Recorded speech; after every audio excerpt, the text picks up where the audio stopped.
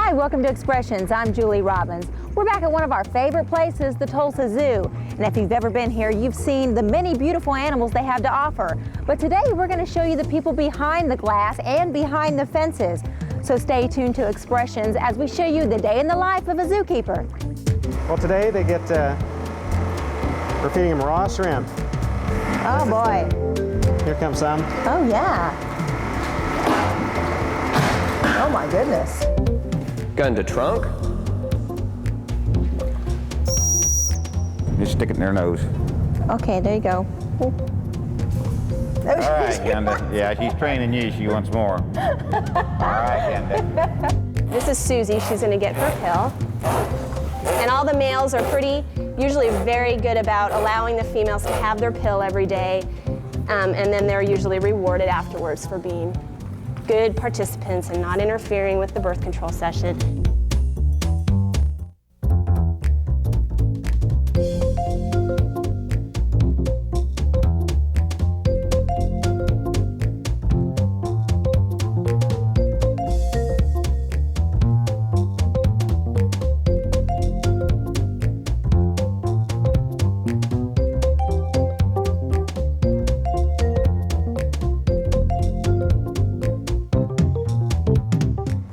Our first guest today is Andrew Branson, who is the aquarium curator here at the Tulsa Zoo. Andrew, thank you for being on the program. My pleasure. Tell me, first of all, why did you decide to get into this? Well, the aquatics and aquatic animals have always been an interest or a hobby of mine. Ever since I was a kid, I always had home aquariums. You know, started with little small 2-gallon aquariums and I'm assuming your fish never died, right? well, I wouldn't say that, but but yeah, you know, then it scaled up to a 10-gallon. You know, that was when I was a kid, that was the pinnacle, a 10-gallon aquarium.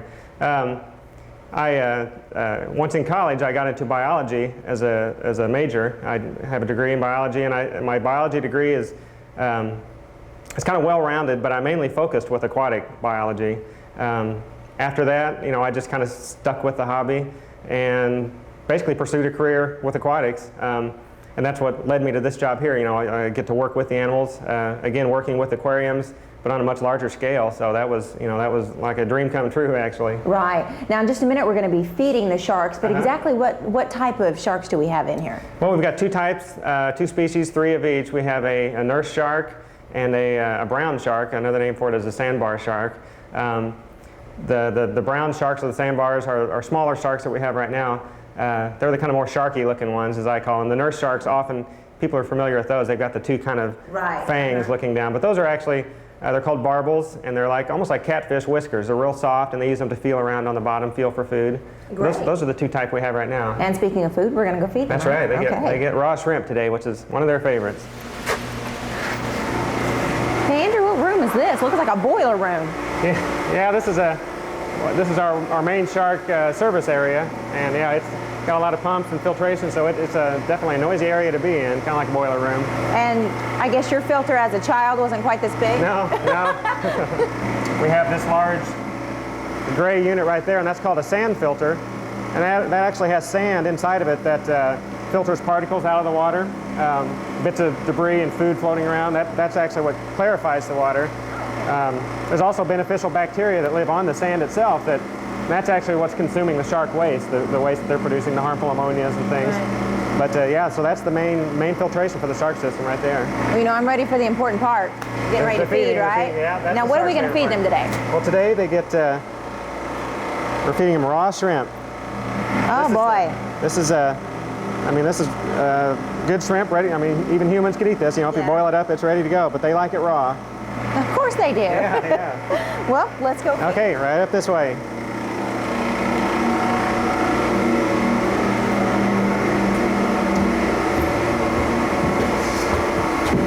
Oh, wow. So we're looking above the aquarium now. Right. This is a 20,000-gallon aquarium. There actually used to be an old gift shop right here. And years ago, probably about 4 years ago, the zoo tore down the gift shop. You know, we have newer, nicer ones now, and put the largest aquarium that they could fit in this spot, which, like I said, is about a 20,000-gallon. Boy, they're starting to swim up here. They heard you, didn't they? I think they can sense something's going on, and they can actually see through the surface fairly well. But right now, the way you see the tank lit is the way it's displayed to the public during the day, and that is we keep the tank dark except for the row of spotlights you can see, and those spotlights are actually near the front glass. Is that mainly for the viewers that come in so they can see the sharks? Well, it gives it creates an illusion of depth. We've got the tank is black, the walls are black, the gravel in the tank is black, and by lighting just the front, the sharks can swim around in this back area and basically just totally disappear into the murky depths to the public. So we constantly hear, hey, where'd that shark come from, or or how far back does that go, So it really creates a good illusion. So what happens when we turn the big lights on? Right, for the feeding, and when we need to do some work up here, we actually turn on the main service lights. Okay. And why don't we turn those lights on now? And that allows us to work and see what's going on a little better, and that's a definite cue to the sharks that we're going to be feeding. Yeah, boy, they're swimming around faster now. They're getting excited. And they, at this point, they can probably see us better, with the lights on and everything, so they know that we're right here. Another thing I'll do is we have a noisy kind of air pump over here in the corner, which operates an aeration system on the far side over there. And that just kind of aids in water circulation, but when I turn that off, the bubbles will slowly stop, and again, that's another cue to the sharks that, hey, they're going to be doing something up here. But I'll set the shrimp in here between us. You know what? I'm going to let you go first. Okay. Oh, there's one little piece. But the nurse sharks will actually come right up as soon as they start sensing the shrimp in the water. Here comes some. Oh, yeah. Oh, my goodness. What was that? The nurse sharks, they feed with like a vacuum type mechanism, I guess. They sense when there's food nearby, and they just suck in a mouthful of water. And their hopes are that whatever food's nearby will also get sucked in. Okay, I'm sticking my hand in the shrimp. Yeah, that slimy old shrimp. Woo! Okay. I can just throw it in? Sure, anywhere you want it. Come get it. Good. Oh, golly. Oh, man. These guys are hungry. We don't feed them every day. We feed them 3 times a week, and so when feeding time does roll around, they're definitely ready to go. Yeah. But in the wild, sharks, they don't come across a big meal every day, so we kind of try to simulate that where they'll have a big feeding, and then they'll fast for a day, and work on that food and digest it, and then come back the next day and we'll feed them again. So they've got a pretty good life here. The other types of sharks that we have are the brown sharks, and there goes one right now zipping by. They're more of an active swimmer. They don't feed with that sucking. Here we go. There we go. They don't feed with that sucking device, I guess, but they actually swim around and look for a piece of food, and they go up and bite it, So those guys, you won't see them up at the surface waiting for the food. They'll be actively cruising around the tank. Now, I've noticed some of them are going down to, the shrimp will float to the bottom, and they'll go ahead and just eat off the bottom? They seem to start up here at the top. They know that's where the food's coming in. But once we get enough of it in a tank, a lot of it settles to the bottom, and you can see the nurse sharks are down there now, and even the brown sharks. And the nurse sharks especially are just like big vacuum cleaners. They go around sucking up the pieces they find. These sharks here are really by no means aggressive at all. We've actually gone in this aquarium several times. We have to go scuba diving from time to time to do tank maintenance. Sharks might knock over some decorations. We have to fix those. So there's no place that you move the sharks to come in and clean it or fix it. You get in there with them. We go right in there with them. Oh, goodness. I know the first time I went in, and I think everyone could relate to the same story. I was kind of nervous. And oh, yeah. I was hoping the sharks would go to the other side of the pool or the other side of the tank and just stay there while we were at the other end. But nope, the sharks weren't fazed by us one bit. They continued their normal swimming pattern. They'd swim right by us. So was a little theme, dun-na, dun-na, going through your head? Well, a little bit through my head, yeah. But yeah, now the initial kind of feeding frenzy is over, and they're all kind of at the bottom cruising around looking for every last little piece, and they'll pick up every piece. Well, Andrew, I'm going to shake your hand and thank you for being on the program. We both have shrimp hands. All right, that'll work. Thank you for showing us the sharks, and I have a little less fear of them now. Oh, that's good. That's good. Yeah, they're nothing to be scared of.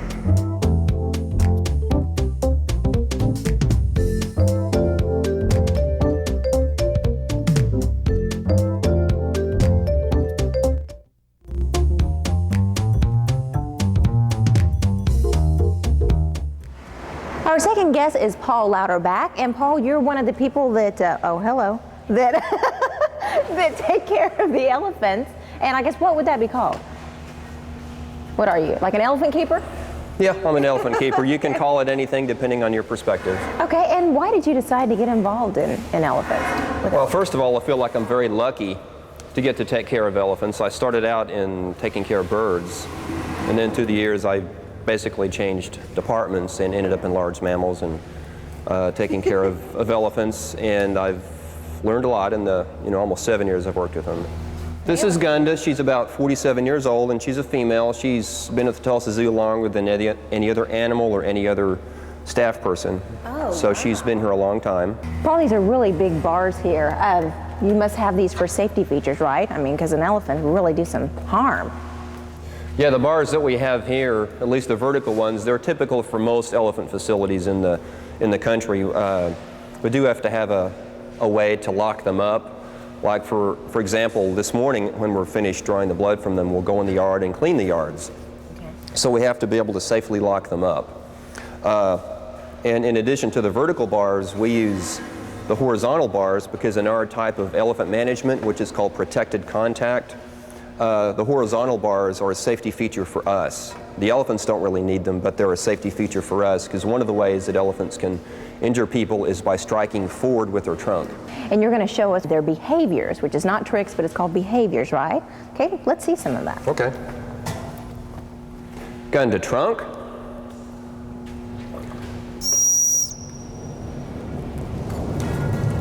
Gun to back up. Back up, Gunda. Steady. Present. Gunda, bow.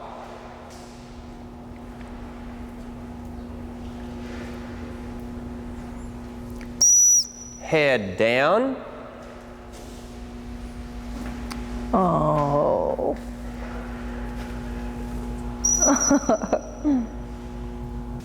Gunda foot. Foot Gunda. Rest it.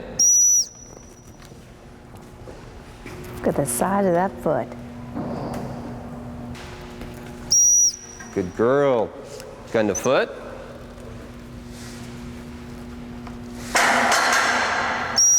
Steady.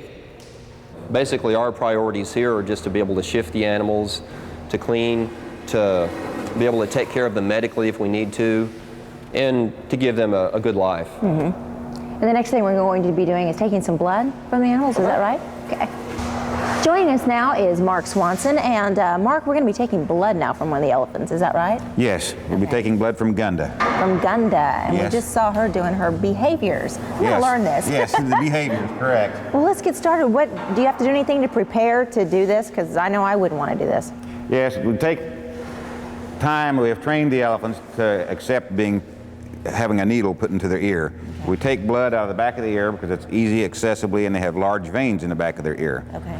And once a week, we take blood from the elephants so we can check their health, see if they need vitamins or anything like that. And plus, we check their progesterone level to see if they're in cycle to be bred. And plus, Gunda trunk down to see if they're pregnant.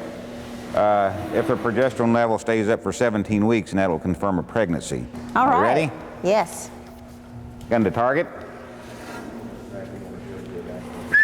Lean in. Steady. So I guess she knows what's getting ready to happen. She knows. She goes through this. She actually likes it because she knows she gets treated a lot. Gun to ear. Steady. Steady, Gunda. Well, she's a good girl, isn't she? Steady. Steady, Gunda. So we try to make it as a pleasant experience as we can. Right. Because nobody likes to have needles stuck in them. No, I certainly don't. Not even animals. Huh? Not even animals. Lean in, Gunda. Lean in. Lean in. Steady. All right, Gunda. Good girl. Good girl, Gunda. Throw her one. Do I throw it to her? You can. Just stick it in their nose. Okay, there you go. Ooh. All right, Gunda. Yeah, she's training you. She wants more. All right, Gunda. Spoiled thing. Now comes the best part. This is what we call the jackpot. Gunda gets a lot of treats. But she was a good girl. How do I give this to her? Just start throwing them underneath her and she'll get them. Whoops, I'm sorry. I threw them too far. All right. Peeling and all. Oh, yeah. Other times they'll get cantaloupes, watermelons, blueberries. We give them different things and they really like it.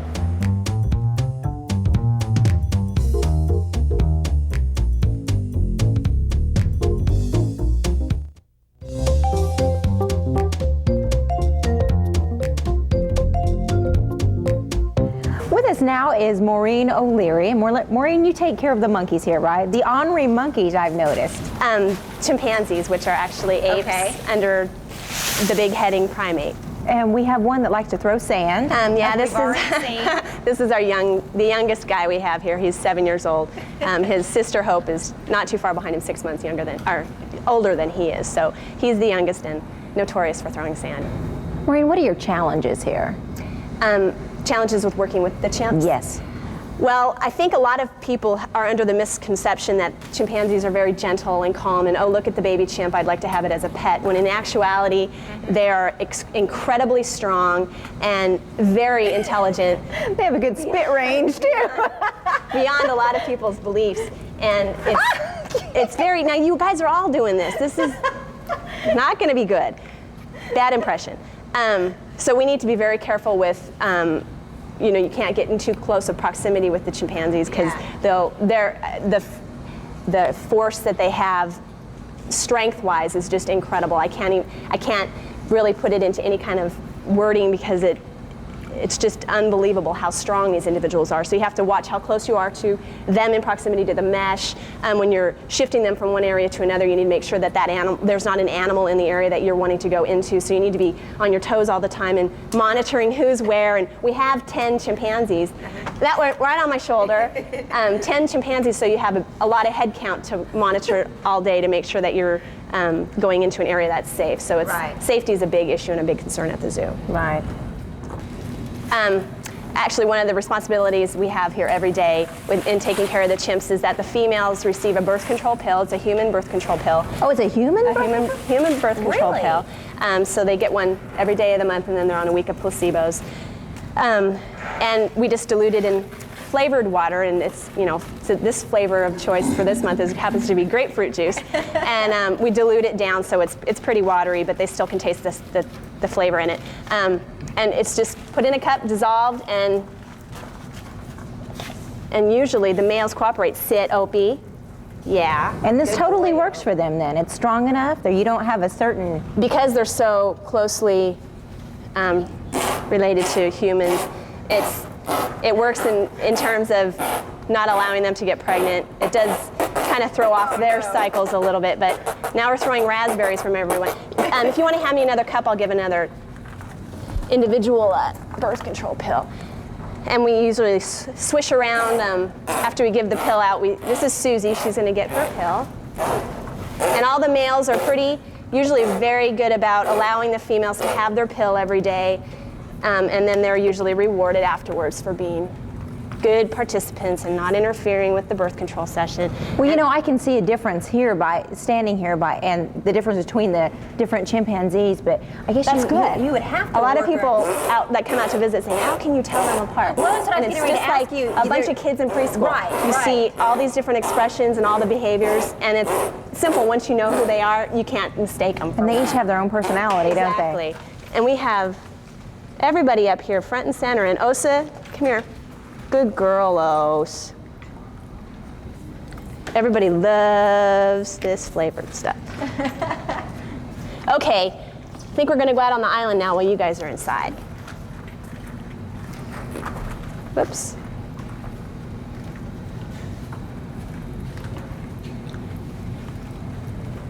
Patiently waiting. Okay, thank you guys. Bye, guys. Awful big door here, Maureen. Where are we going here?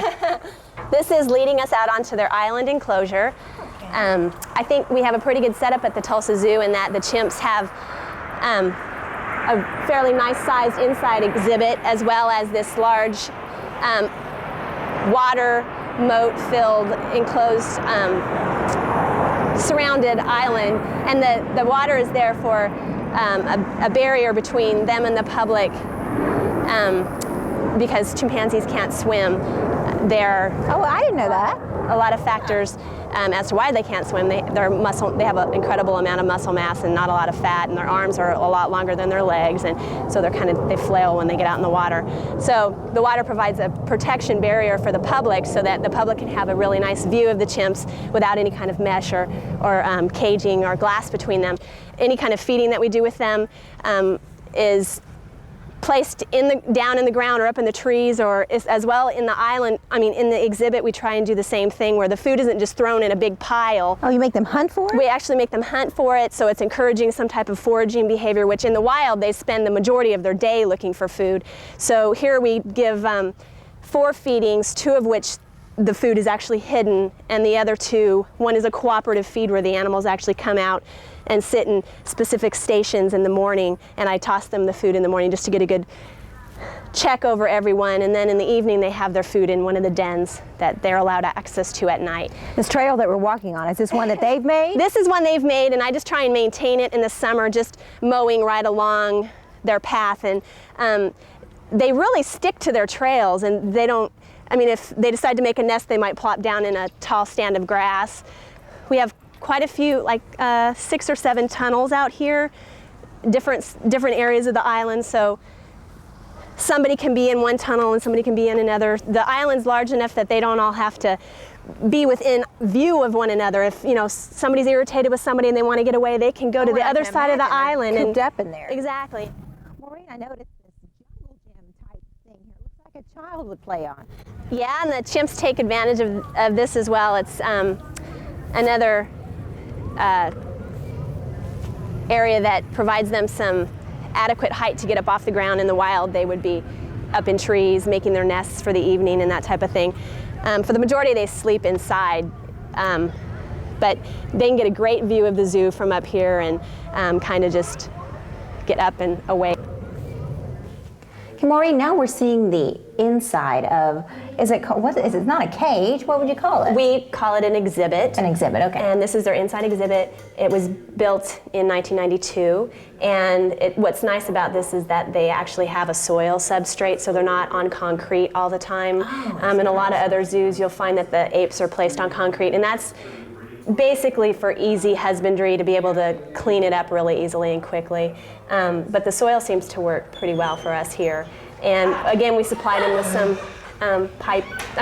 some telephone poles for height, for them to get up off the ground, and different levels.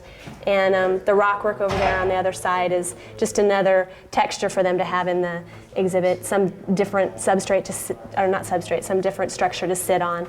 And then, as well as this is a location where the public can actually get as close as possible to the chimps. This glass is multi-pane thick, and they can get face to face right up against a chimpanzee, but they just can't touch them. Well, one thing I'd like for you to explain is that is not trash in there, right? No, that's not trash. Some people think so. This is just what we like to call, as a general statement across the zoo, is enrichment. And all the keepers in the zoo try and give their animals some form of enrichment, especially with the primates. We like to encourage giving them a variety of enrichment.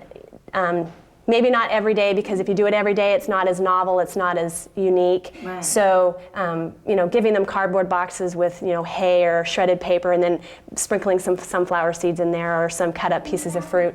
And the chimps are very aware of what items, when I place them in the exhibit, they know, like, the boxes and the bags and the burlap have stuff inside of them. So they go for those first. They figure that out. Yeah. Oh, wow, look at that one at the very top. Yeah, they utilize every square inch. They're pretty much fearless. Well, and that's a good location up there for them to get away if one of the adult males are chasing them and they just need to get up and out of range. They'll jump up to the ceiling to get out of range from the males getting to them. So, and the bars, all the windows are protected with the the mesh over the bars. They'll utilize that as well. They'll jump up and hang off the windows up there too. So it protects them from breaking a glass and Right. getting hurt. Right, exactly, both sides. And I'm gonna guess they're not afraid of heights, right? Not as afraid as I am. Well, Maureen, thank you so much for being on the program today. It was fun. I'm glad you guys got to see the other side of it. Yeah, it was great. Well, we thank you for watching Expressions, and we hope you've enjoyed the behind the glass tour of the Tulsa Zoo. Thank you for watching Expressions once again. We'll see you next week.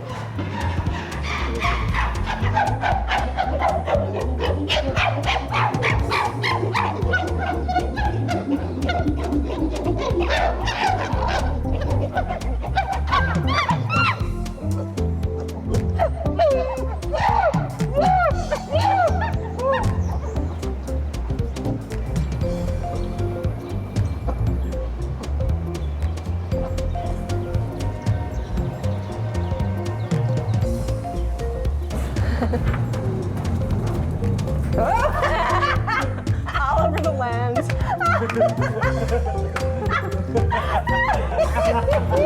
Supposed to throw it on you.